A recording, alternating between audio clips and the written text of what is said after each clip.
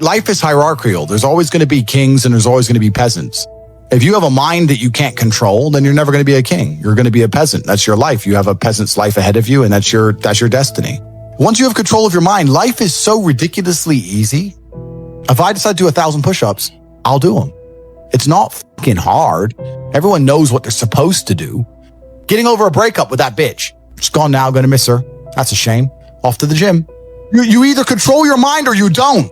It's something you can do. It's something that is learned. It's something that is taught. When men went to Europe and saw unspeakable horrors at the end of World War II, did they all come home and need therapy, or did they all come home and get back to life? Because everyone was taught to have a mind that they control because they needed it to survive. There's no one else. I'm not saying they didn't see bad things. I'm not saying it's not hard. That's life. Like, I've seen shit. We've all had our trauma. You have to get through it. I believe in love. I believe in men and women being in love.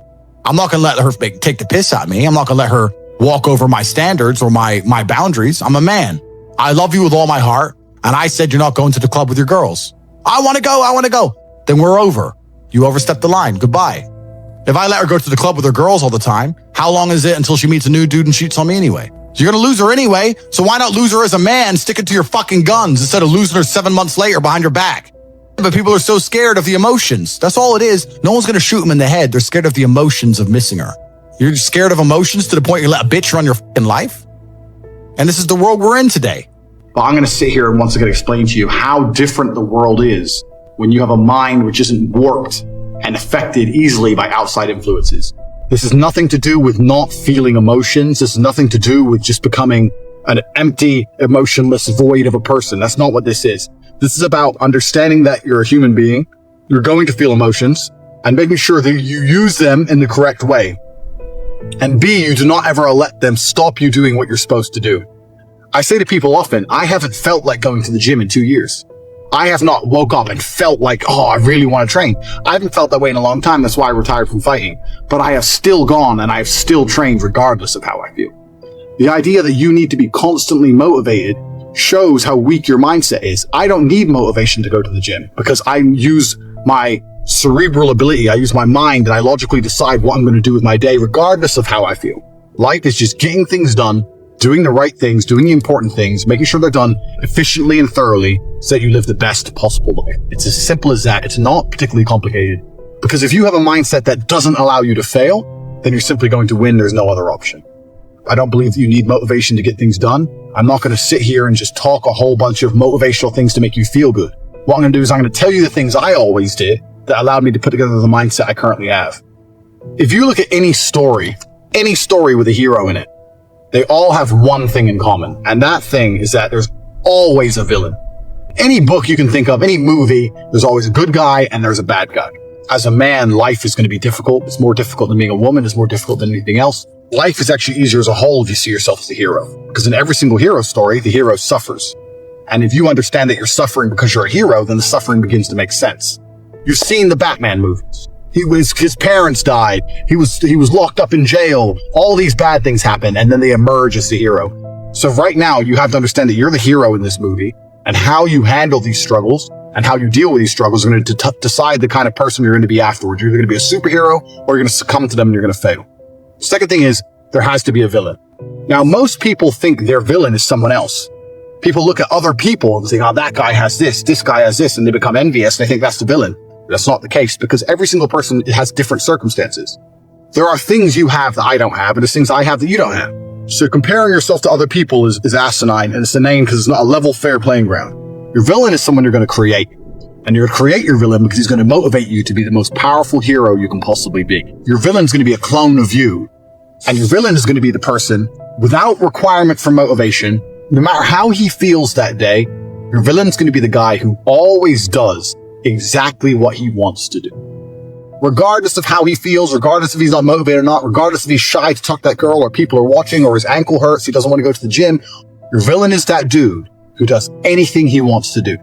You'd sit there and say, if I did everything I wanted to do, if I were to be the best version of myself possible, what would I do? Okay, well, I'd go to the gym every day. I'd get up at 6 a.m. and I'd go to the gym every day. You write that down. I'd start a side business. Even though I don't know anything about it, I'd learn how to make websites. My villain is the kind of guy who reads really important books. I say I don't have time, but my enemy, this villain, he reads books. He finds time. He doesn't waste time ever. He doesn't eat junk food. He reads books. You have to make a list. this is who you're battling against. You're battling against a better version of yourself, a version of yourself that doesn't succumb to how he feels, but does what he's supposed to do anyway. You have to imagine what he looks like, imagine how he walks, imagine how he talks, imagine what people think when they see him.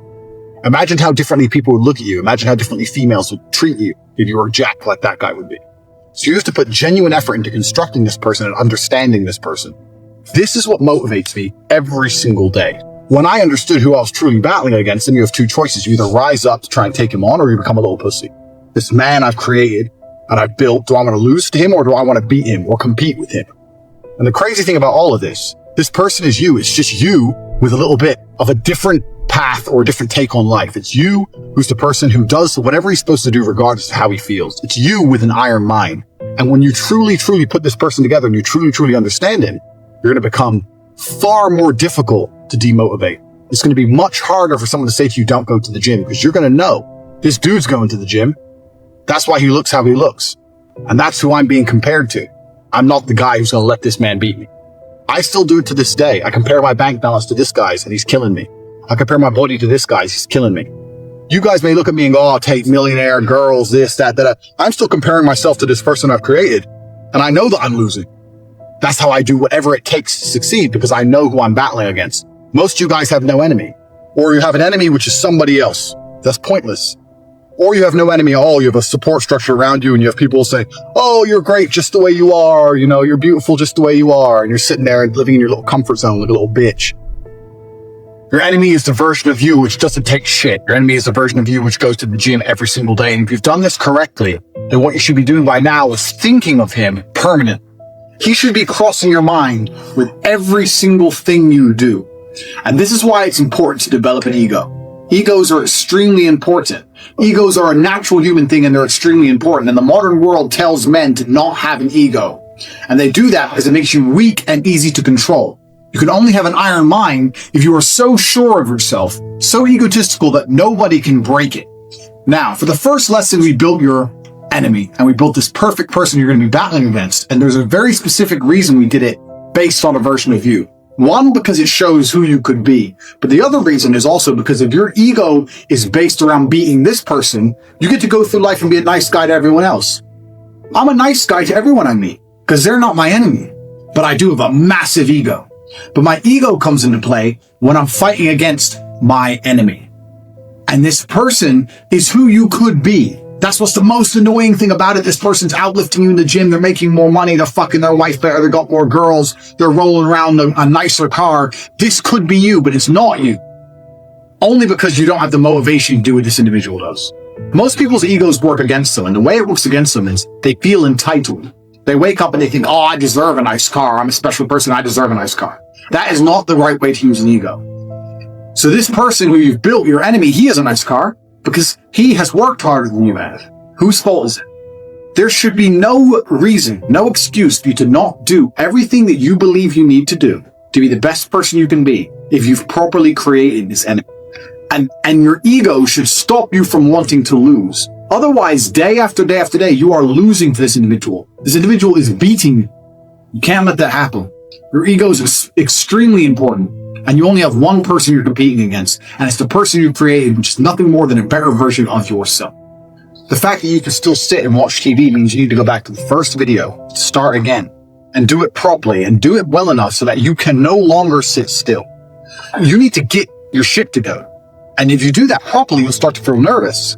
You'll imagine the version of you that is as amazing as they could be. And you look at yourself and realizing you're failing.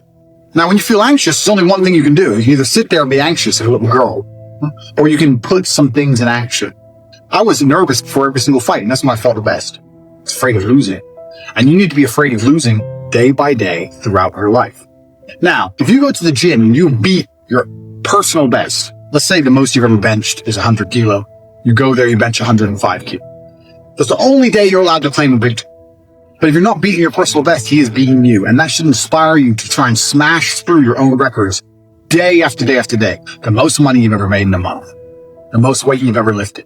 It doesn't matter what goals you set. You have to understand you're going to spend a lot of time losing. And all this time you're spending losing is going to damage your ego. And that's going to make you anxious and unhappy and nervous. And you're going to put all that nervous energy into smashing your personal records so you have those days of victory.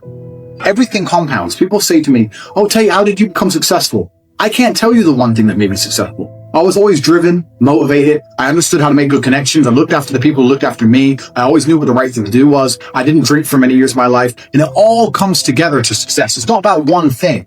A lot of people go through life with a very average attitude to life, and they wait for their one big break. If you're hoping for a big break, you may as well just keep buying lottery tickets. There's a change of mindset that's going to allow you to put together 1,000 tiny victories. And the change of mindset is simply understanding that there's a version of you that exists somewhere in the multiverse, which is much better than you are right now.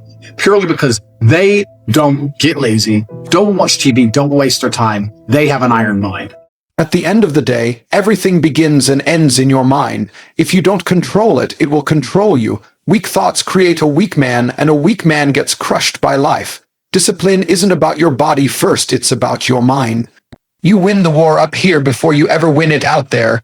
Control your mind, and the world bends to your will. Lose your mind, and the world will break you. So ask yourself, are you the master of your thoughts or their slave?